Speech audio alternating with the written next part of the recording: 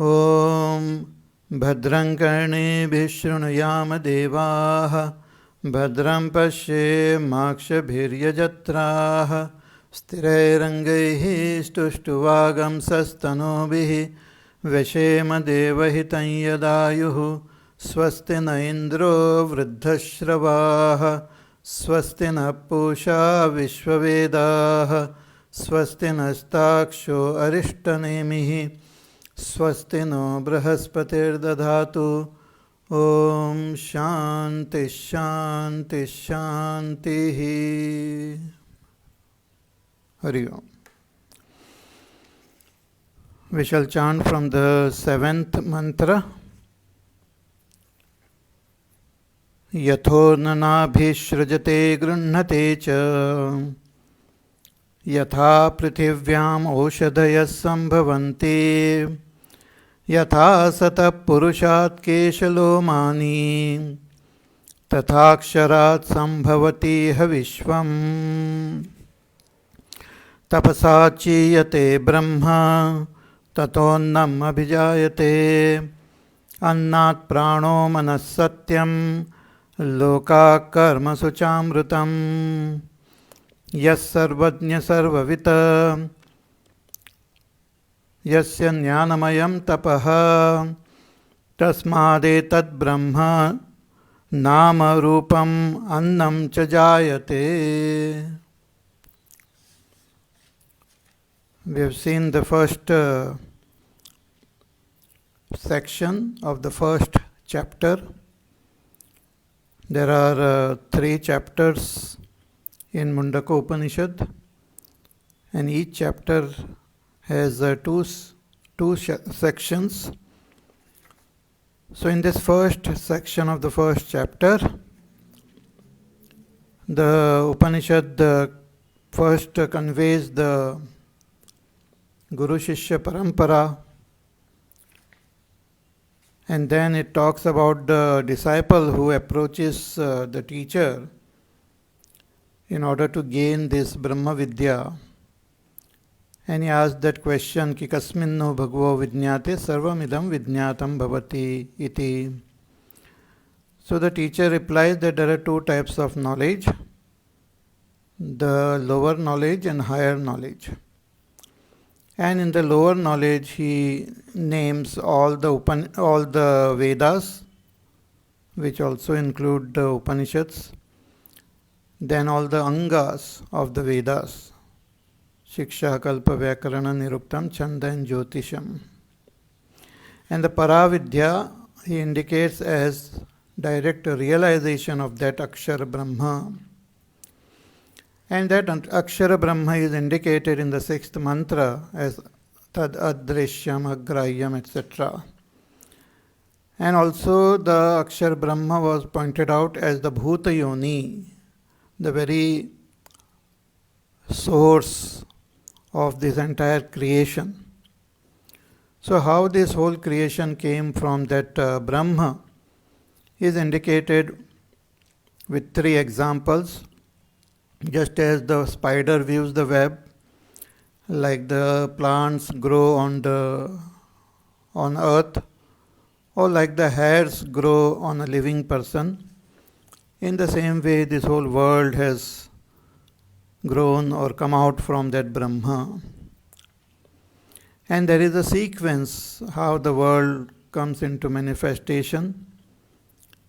So that sequence was also indicated from that Brahma alone, that it's Shakti Avyakrita, and from that the first Jiva, Hiranyagarbha, then the mind and all the elements and all the lokas and all the beings and all karmas and all karma phalas, all this sequential creation manifestation was described, which was again summarized in the last mantra, Yasarvajña Sarvavita Yasya Jnanamayam Tapaha Tasmat Etad Brahma Nama Rupam Annam Cha Jayate. Now the second section of this first chapter, it begins by talking about the apara vidya. Because apara vidya and para vidya were mentioned, but the details we have to understand.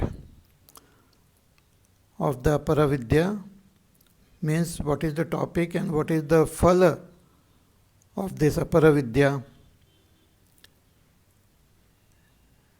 so that we understand its limitations and gain vairagya. And also we should know the topic of paravidya and the phala, which is moksha, so that those topics are covered now. So in this second section, the Shruti talks about the apara vidya only, which talks about the various karmas and the karma phalas. Adi Shankaracharya ji has written a beautiful introductory bhashya before beginning this second section. So let us read this bhashya and try to understand. So Shankaracharya ji writes कि सांगा वेदा अपरा विद्या उक्ता ऋग्वेदो Yajurveda ityadina. He says that the apara vidya was described along with all the Rig Veda, Yajurveda, Samveda, Atharva Veda, along with all the angas like Shiksha, Kalpa, Vyakarana, etc. And also the Paravidya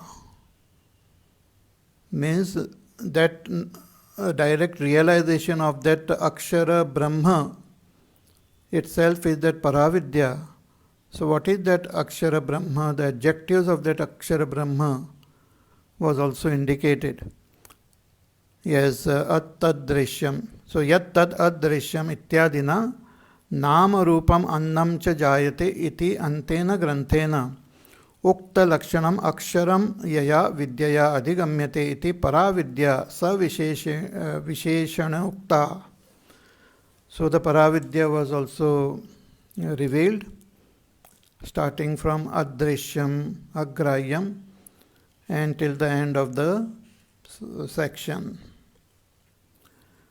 So now Bhagavan says कि अतः परम अनयोः विद्ययोः विषयो विवेक्तव्यो संसार मोक्षो इति उत्तरो ग्रंथ आरभ्यते. So now the Vishay of these two Vidyas, the Vishaya, the topic or the field of these two Vidyas has to be described and distinguished properly. So the topic of the Aparavidya is the samsara only. This world, in this world all the karmas which we perform and the result which we gain are the main topic of the Aparavidya. See, this world, we live in this world and we have a lot of desires in our mind, and in order to fulfill those desires we put forth effort. So the efforts are called karma, and depending on the karma we get the results. So the desires which are there in our antakarana are limitless. So we keep performing different types of karma to gain the results. And even after living a long life, trying to fulfill our desires, still many desires remain unfulfilled. So in order to fulfill those desires, we have to take another birth as human being or as animal, bird, plant, or one may go to some loka to experience the results of one's karma and again come back to this earth and continue with our life here. So this goes on and on. Punarapi jananam, punarapi maranam. Constant taking birth and dying and experiencing the different joys and sorrows, the results of our karma. So the entire this experience and this living in this world in this way is what is called samsara, which is ruled by karma only.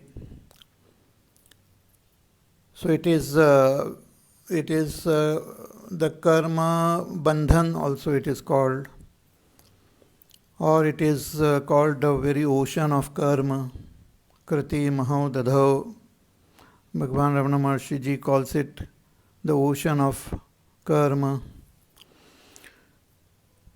So this, what type of karma one should perform in order to get a specific result?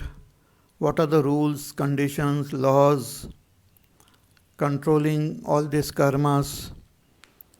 That is the topic of Apara Vidya, which is very vast and very interesting also. See, just as in that Supreme Brahma is beyond all laws, beyond all rules. It is beyond dharma as well as adharma also. Anyatra dharmat, anyatra adharmat. Anyatra kritat, akritat. It is beyond all that is effect and all the cause also. But the the world which is the expression of that Brahma, it runs according to specific rules, specific laws. The science, world of science only knows a little bit of the physical laws and the chemical laws. But they are totally clueless about the subtler laws which are called dharma, which controls not only our this life but also the life which will come in future. Science has understood little bit of laws which governs this world, and if we follow those laws we get the appropriate result. When they discovered the laws which govern the electricity, we can utilize electricity for our benefit in our homes.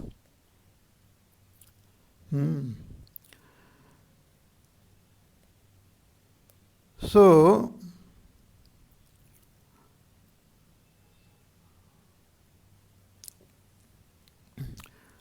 there are those specific laws which control and govern the world which we see. But science doesn't know about the laws which govern the karma which is performed by living beings. So those karmas also follow precise laws, precise rules. So if we perform a particular type of karma, what type of result we will gain, everything is predetermined, everything is follows rules, follows laws. So those laws are what is called dharma. And these laws are eternal. Therefore they are also called Sanatana Dharma. And this Sanatana Dharma is revealed in the Vedas. And that is what we follow. Those who follow the Vedas, they follow this Sanatana Dharma, which is also expressed in the other texts which are in tune with the Vedas, like the Puranas, the Itihas, and so many other Dharma Granthas. So we should know about this also.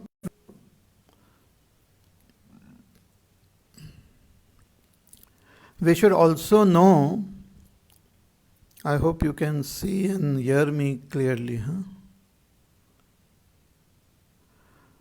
So we should also know the limitations of karma and the karma phala.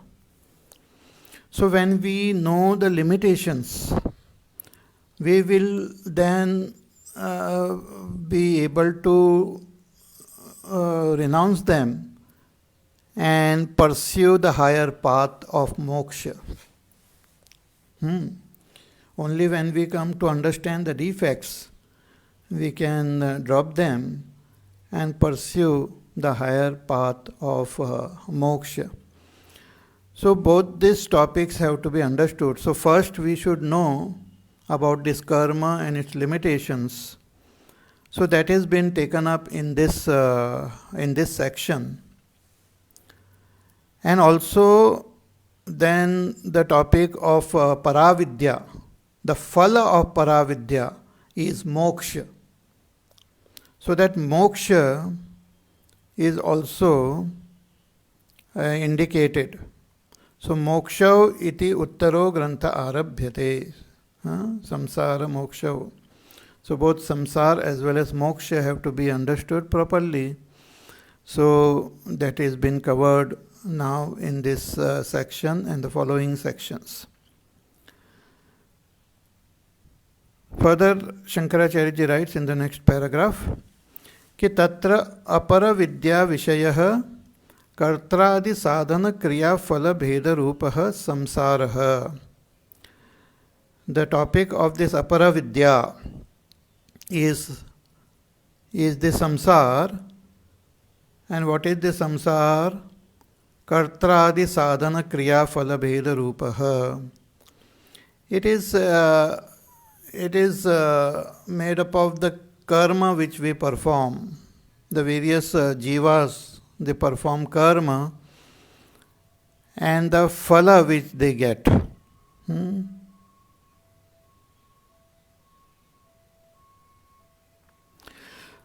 So this samsar is what we experience in this world because of our ignorance. We have ignorance of ourselves and we have ignorance of this world, and which has given rise to misunderstanding about ourselves, that I am the karta, bhokta, jnata, and misunderstanding about this world.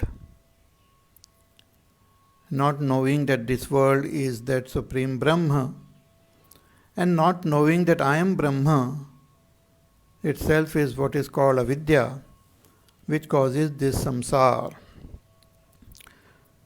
And how is this samsara? Shankaracharya ji gives a lot of adjectives about this samsara. He says samsaro anadihi. This samsara is anadi, means it is beginningless. Means there is no such thing called first only that Supreme Brahma was there and then no samsara was. Samsara was always there.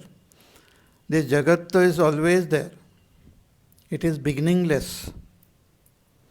So from beginningless time, infinite jivas are there who are bound in this world, who are experiencing this samsara, who are experiencing sorrow, pain, suffering. So from anadi kala, there is no beginning to it. That is one thing about the samsara. So samsaraha anadihi. And anantaha. And also it is ananta, means it is everlasting. It will go on infinitely. Only thing is, lot of jivas will gain enlightenment, but still many jivas, infinite jivas will still remain unenlightened, and the samsara will go on and on and on.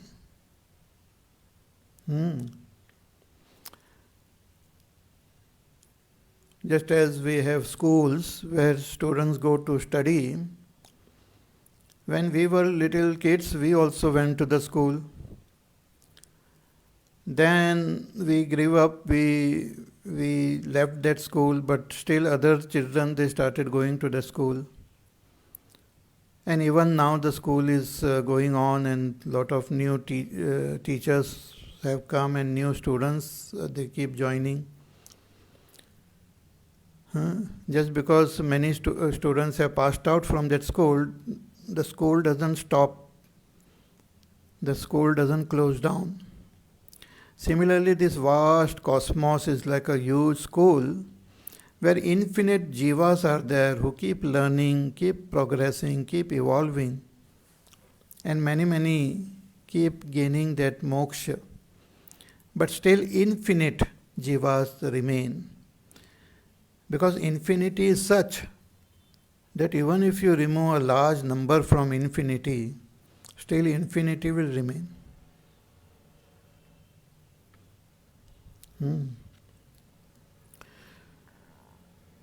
So the samsara is anadi, anantaha, dukkha swarupa.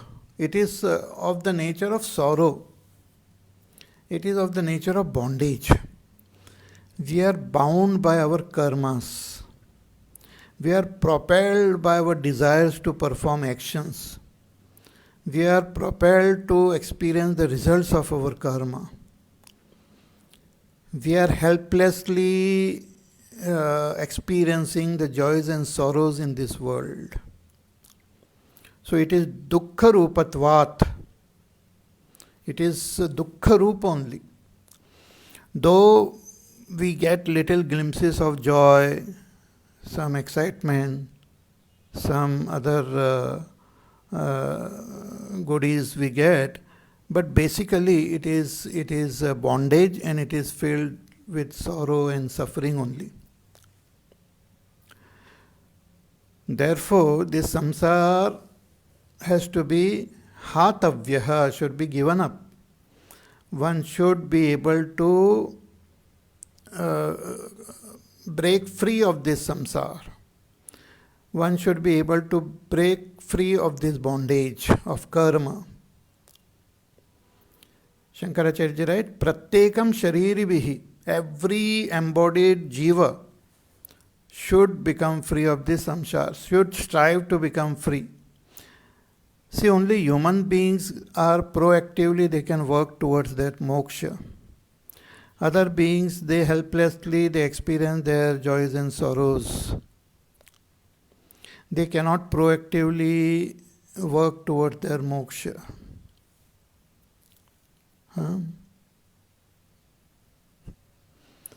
Though some people claim that their pet dogs or cats are very good, they listen to all the pravachans and all, but I am doubtful whether they will really understand what is happening.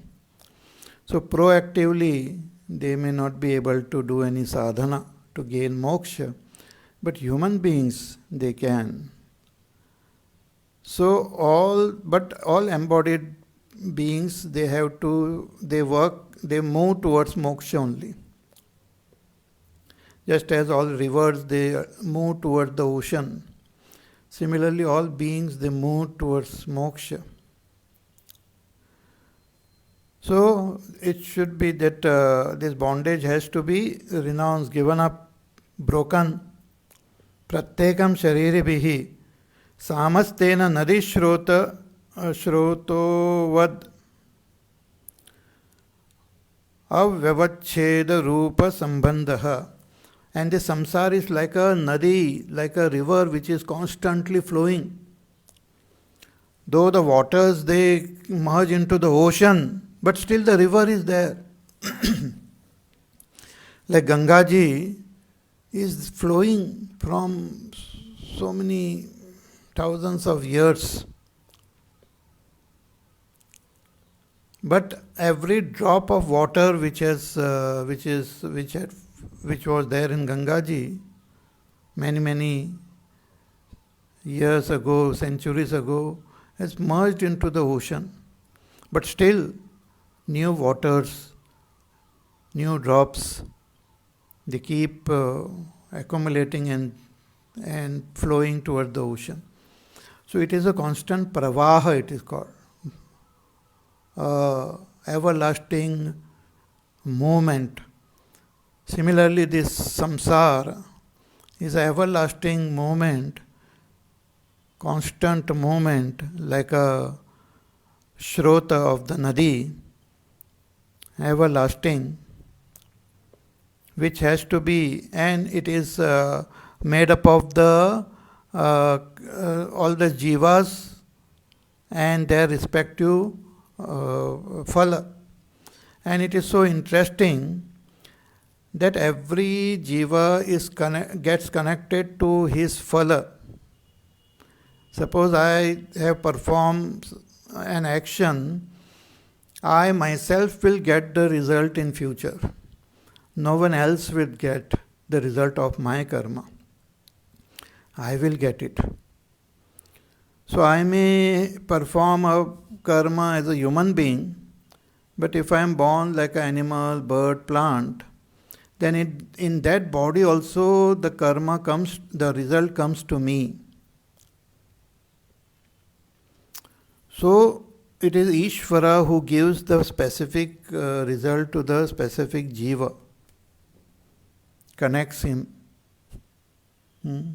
cannot escape.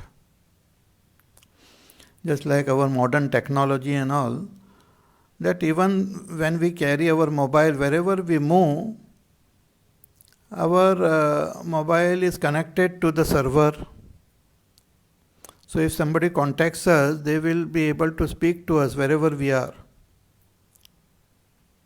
We may be at home, we may be driving, we may be in our office. Similarly, after performing karma, wherever we are, Bhagwan is able to contact us and give us our result. There is no escape. So this sambandha which is there of karma and karma phala is also quite interesting and also eternal.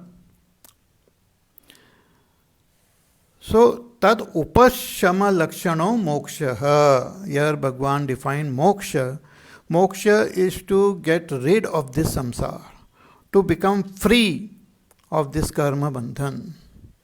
No more karma, no more karma phala, no more taking birth again and dying.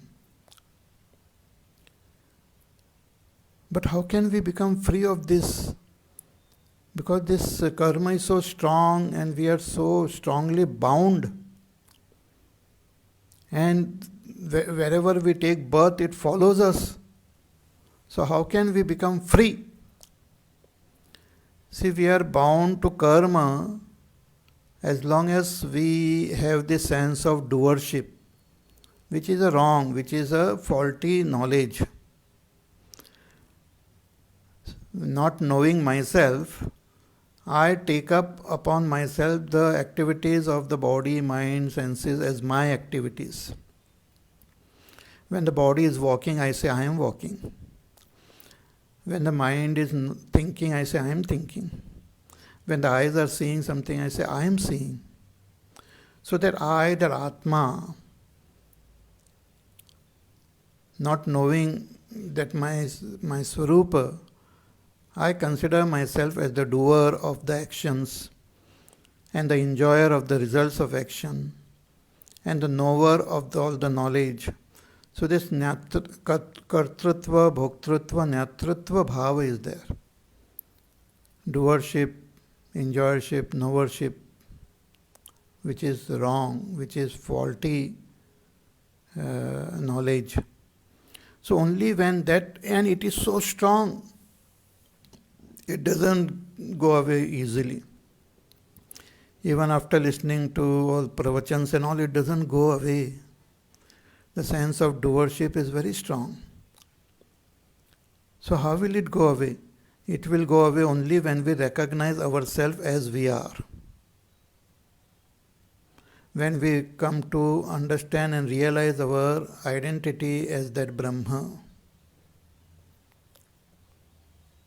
Then only this faulty knowledge will disappear.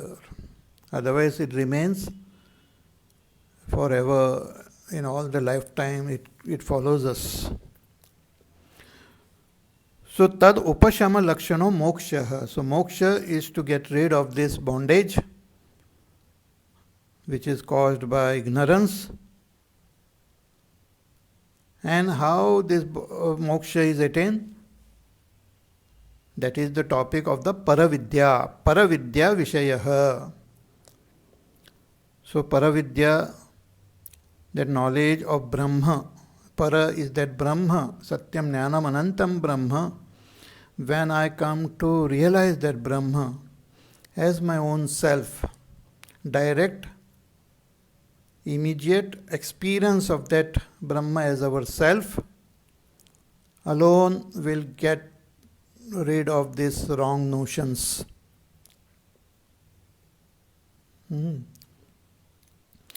So Paravidya Vishayaha,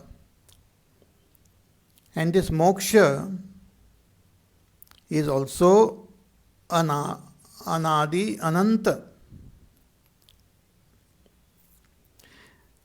Moksha is also anadi ananta, because moksha is the very nature of our own self. Even when we think we are bound, we are actually free. Even when we think we are bound, we are not bound, we are free. We are always free. So this moksha is anadi ananta. So this ignorance has created a false notion that I am bound. And this false notion is very strong, it doesn't go away easily. But once through this self-knowledge, through Paravidya, when this false notion gets eliminated,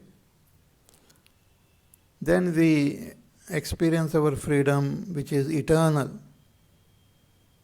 Not that I gain moksha and then again get bound. No, it is anantaha. Yad gatva nanivartante tad dhama paramam mama. Having attained which, there is no more than returning to this samsara. There is no more again falling back into bondage. Moksha is eternal. Moksha is also ajaraha. Moksha is free from old age. Moksha doesn't become old. Moksha doesn't die. It is amaraha. Amritaha. It is immortal. Abhayaha. It is fearless. When we gain moksha, we become fearless. Because all fear is there only in Dvaita. When there is a notion that I am there and something else is there, someone else is there, then there is fear. Fear is always there in Dvaita, duality. See, very interesting that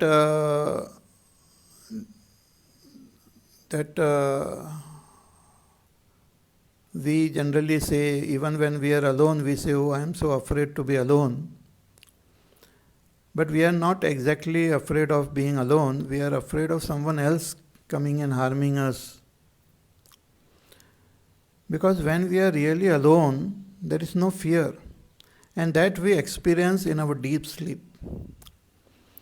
Deep sleep is such a strange and such a wonderful experience that we are absolutely alone there. We cannot be more alone than in deep sleep. We are totally cut off from the world, from all beings, from everything. We are alone with ourselves. And in deep sleep there is no fear. There is no sorrow, there is no pain. There is no trouble of any kind. Because that is the very nature of our own self. But we have not recognized that self, so when we wake up, again we get caught up in this samsara. So moksha is abhayaha, free from all fear. It is shuddhaha, it is pure. There is no impurity. Prasannaha, it is pleasant. Many people actually, they have funny notions or faulty notions about moksha. Therefore, they don't put forth effort to attain it. So here, Bhagwan Shankaracharya defines this moksha so beautifully with so many adjectives. कि परविद्या विषयः अनादि अनन्तः अजरः अमरः अमृतः अभयः शुद्धः प्रसन्नः. But what is the lakshana, what is the characteristic of this moksha? How do we know that we have attained moksha? He says, Swatma Pratishtha Lakshanaha. Moksha is to attain abidance in our own self as we are, not as we wrongly assume ourselves to be. Our wrong assumption about ourselves is called ahankar. And our swarup is Brahma. I am a karta, bhokta, jnata is our ahankar, a wrong, faulty notion. So to gain abidance in our own swarupa is what is called moksha. In Gita also Bhagavan calls it stita prajna, to become a stita prajna, to gain that sthiti in this knowledge that I am Brahma. So swatma pratishtha lakshanaha. And again this moksha is paramanandaha. It is of the nature of supreme joy, supreme happiness, supreme eternal happiness. There is no more sorrow, no pain, no sorrow, no bondage, no nothing. Only eternal happiness. And advayaha, and it is non-dual. It is one. There is no duality. So one has to recognize the Advaita nature of one's own self, that self alone is, that there is nothing other than the self, that everything is my own self. Other than me, other than me, the self, there is nothing. Everything is myself. Everyone is myself. That's called Advaya, non-dual. So these are the two topics. The topic of aparavidya is samsara, and the topic of paravidya is moksha. So we will move towards moksha. We have to move towards moksha.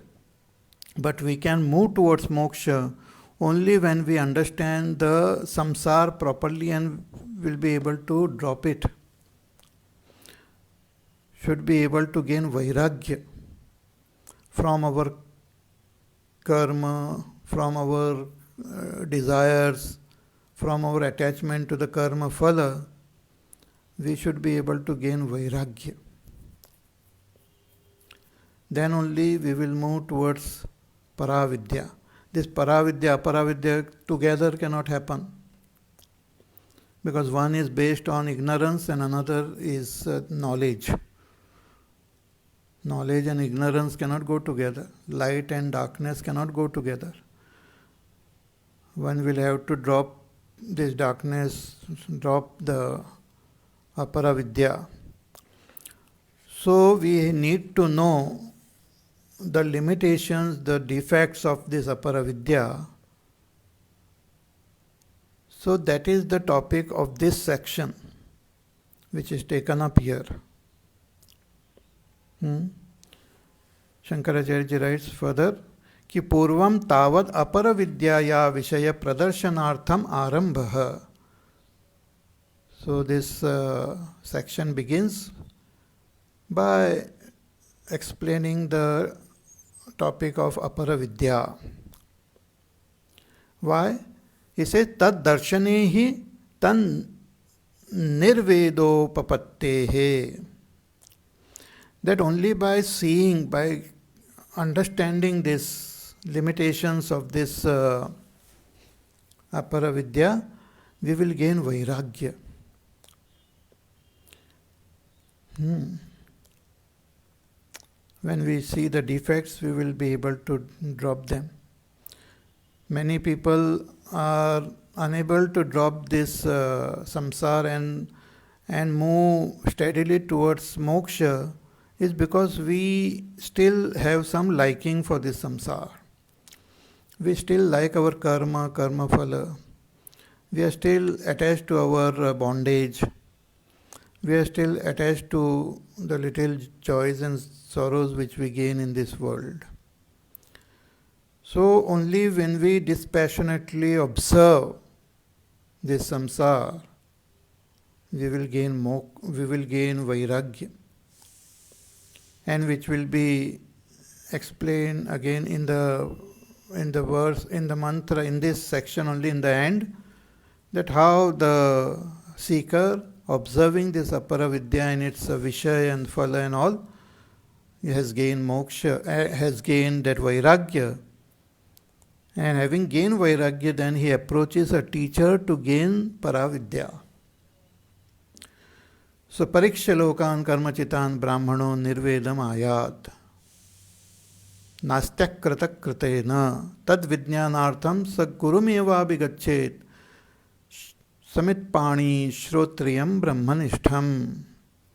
Like that, the mantra will explain how the intelligent seeker, having gained vairagya, approaches a teacher to gain that paravidya. So we need to understand this paravidya in its topic properly. So nahi apradarshite parikshe papa upapadyate iti tat pradarshayan aha. So without doing the pariksha of this aparavidya, means of karma phala, we will not gain vairagya. Therefore this topic begins here. So let us now chant the first mantra. See, I am going slowly, steadily, explaining everything in detail, and taking help of Adi Shankaracharyaji's Bhashya only, so that we comprehend the subject properly and progress on our spiritual path. Okay? So let us chant the first mantra of the second section.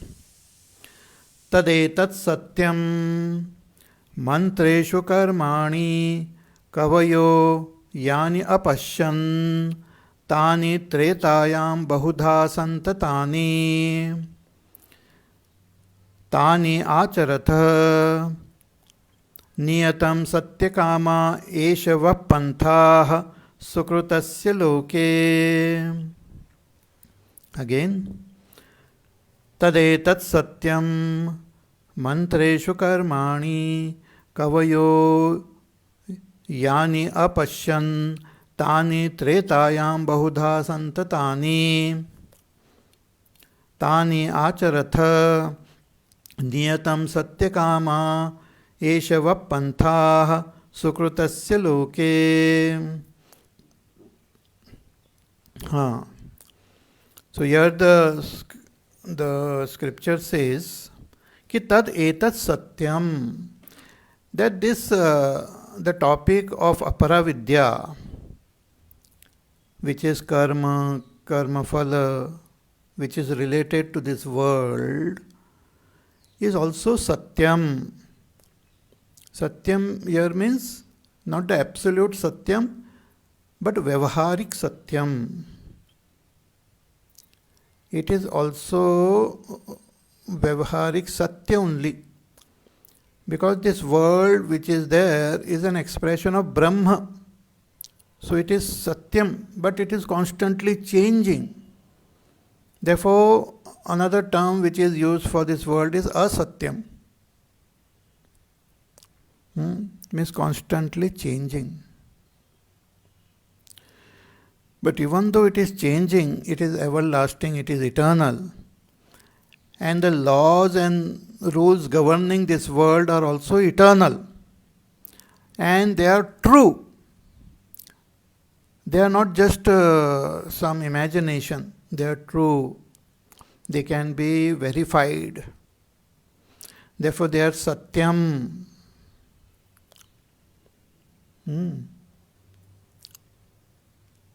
See, for example, I had given that example of that ink. So ink is there, which we put in a pen, and then we write. We write some notes, we write a story, we write a poem. So, what is that which we have written?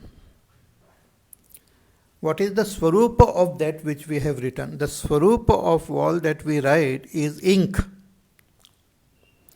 But the rupa, the expression of that ink, is what we call a poem, a prose, an article, a sentence.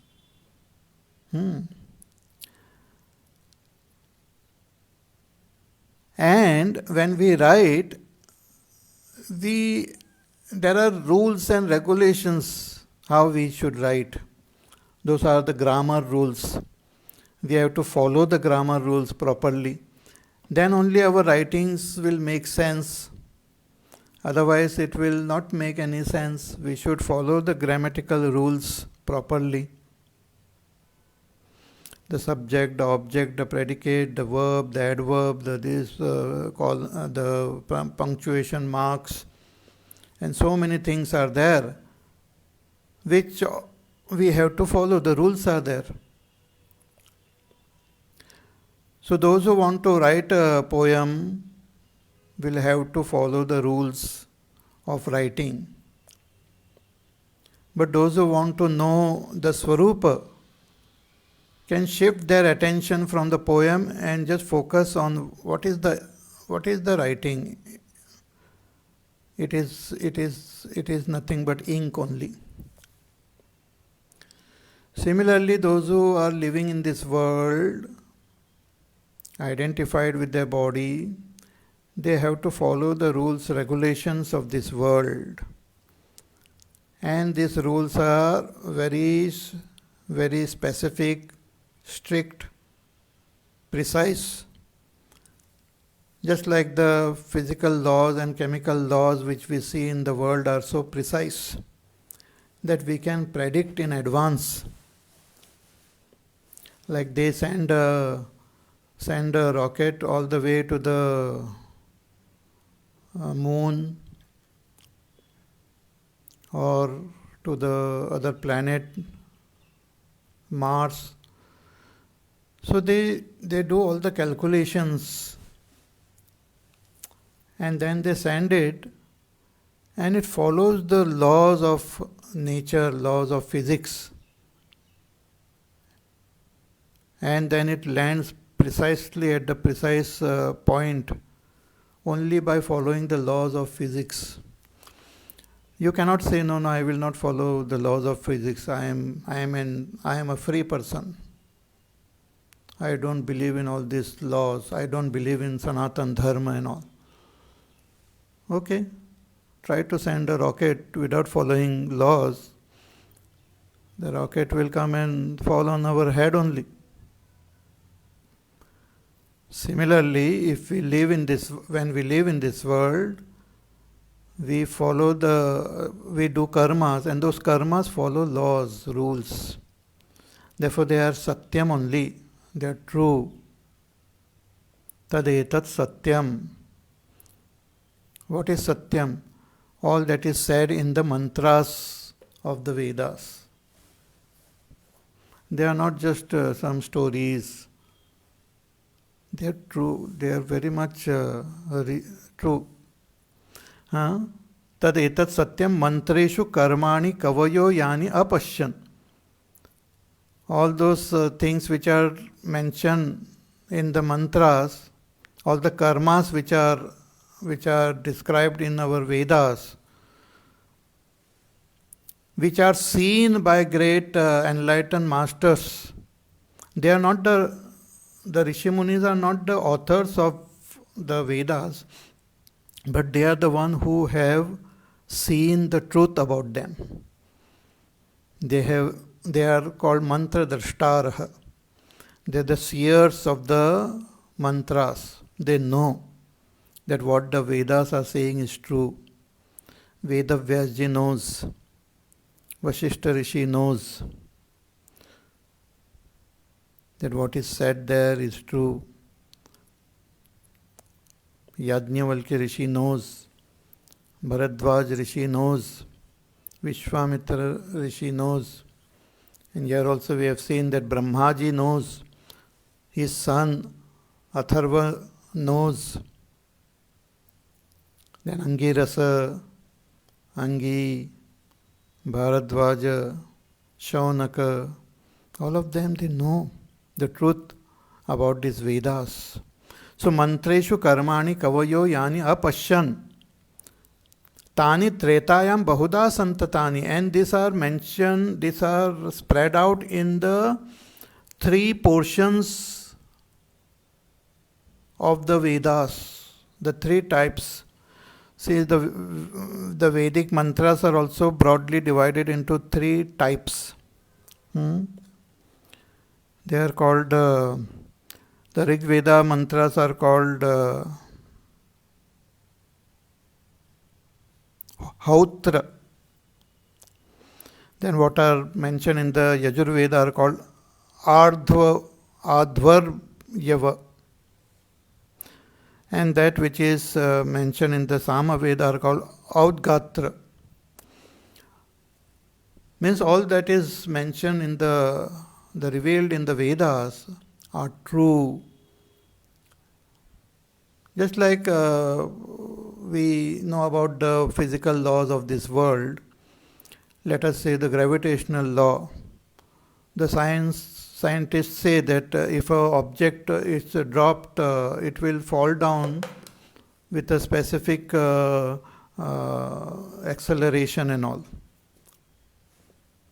It's called G. And this is a fixed law. We cannot say that, no, I don't believe in that scientist, he is not from our country, I will not agree with him, and we are the independent people, and we don't believe in all these superstitious laws and rules of science. I will just walk from my terrace to the other building. You can walk, but you will also come down with the same acceleration as any other objects coming down. The rules are same whether we know them or we don't know them, whether we believe them or we don't believe them, whether we accept them or we don't accept them. The rules are same for everyone. You put your finger in fire, if you believe in this that it will get burnt, it will get burnt. If you don't believe that it will get burned, still it will get burned. It doesn't depend on your beliefs or your all sorts of things. It is the eternal laws which are fixed. So if you do a karma in this way, it will get the result. And this we see in the physical laws very clearly. So when, like a machine, if I make it, whether a person believing in one religion makes it or believes in other religion makes it, if he follows all the physical laws, the machine will work. The electricity which is running our house, all the wirings and all are done following the specific rules and laws of electricity. It doesn't matter whether believer or non-believer or who has done the wiring, if he has followed the electrical laws, then it will work properly. If he has not followed, then it will be harmful. Similarly, the laws of this karma is specific, is clear. Science knows only the physical, chemical laws. But the Vedas, they talk about those laws which govern our life in future also, which are so strange actually. Sometimes we may not understand the connection. The Vedas say you do this yajna and you will be able to go to Swarga. What is the connection? You just do it. Why you want to know the connection? You just kindle this fire and chant this mantra and put the ahutis, and you will acquire that punya, and you will land up in Swarga Loka. No science and no one knowing only the chemical, physical laws of this world will be able to give us those karmas which will take us to Swarga. So they are revealed in the Vedas. And tani acharatha niyatam satyakama eshava pantha sukrutasya loke. And those who want to gain that result of this karma, those who want to fulfill their desires, they should just blindly follow the karma indicated in the Vedas, and they will get the desired results. Whether they want something in this world or they want something in the other world, they just perform those karmas and they will get their desired result. More about this we will see in our class, next class. So next class we will have on Monday.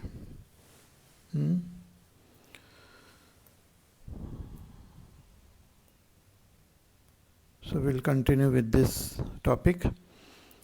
And you please listen to this pravachan again. So till then you take care, be happy, safe, peaceful, healthy, do your work, do your sadhana. Listen to the pravachan again, share this with your friends, relatives in various groups. Contemplate on it, discuss among yourself, talk about it, clear all your doubts. Just don't have to accept everything, whatever I say, just blindly. If you have doubts, you should clear them. Because everything should be logical, rational, not just some whimsical. So everything should be properly understood. Okay? So we'll meet on Monday. Hari Om. Shri Ram Jaya Ram Jaya Jaya Ram. Shri Ram Jaya Ram Jaya Jaya Ram. Jaya Jaya Ram. Shri Ram Jaya Ram Jaya Jaya Ram. Shri Ram Jaya Ram Jaya Jaya Ram. Shri Ram Jaya Ram Jaya Jaya Ram. Shri Ram Jaya Ram Jaya Jaya Ram. Shri Ram Jaya Ram Jaya Jaya Ram. Shri Ram Jaya Ram Jaya Jaya Ram. Shri Ram Jaya Ram Jaya Jaya Ram. Shri Ram Jaya Ram Jaya Jaya Ram. Jaya Jaya Ram. Jaya Jaya Ram. Boliye Siyava Ramachandra Bhagwan ki Jai. Om Purnamada Purnamidam Purnat Purnamudachyate Purnasya Purnamadaya Purnameva Vashishyate. Om Shanti Shanti Shanti. Harihi Om Shri Gurubhyo Namaha. Harihi Om.